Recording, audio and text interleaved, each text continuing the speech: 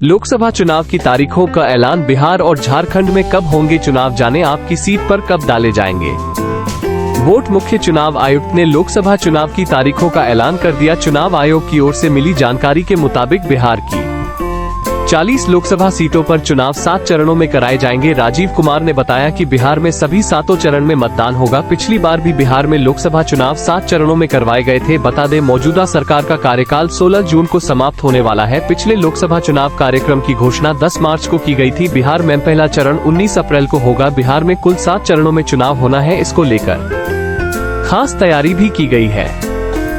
प्रदेश में पहले चरण में नामांकन वापसी में रियायत दी गई है। यहाँ किसी त्योहार के चलते नामांकन वापसी की लास्ट डेट को 30 मार्च से बढ़ाकर 2 अप्रैल किया गया है। बता दें कि बिहार के क्षेत्र संवेदनशील भी माने जाते हैं, इस वजह से यहाँ कई चरणों में मतदान कराए जाते हैं। चलिए अब आपको बताते हैं कि बिहार में कितने चरण में चुनाव होंगे और किन किन तारीखों पर चुनाव होंगे। बिहार में पहला चरण 19 अप्रैल को होगा, दूसरा चरण 26 अप्रैल को होगा, तीसरा चरण 7 मई को होगा, चौथा चरण 13 मई को होगा, पांचवा चरण 20 मई को होगा, छठा चरण 25 मई को होगा।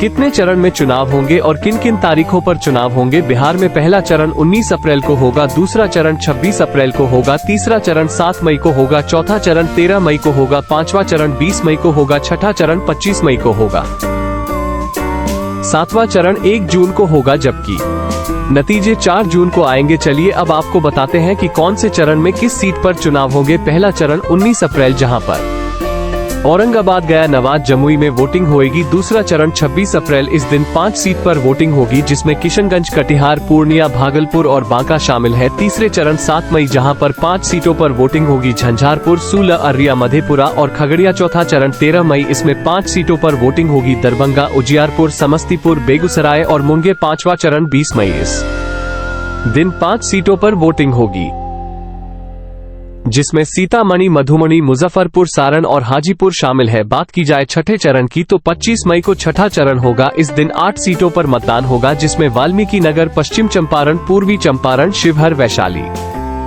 गोपालगंज, सिवान और महाराजगंज शामिल है।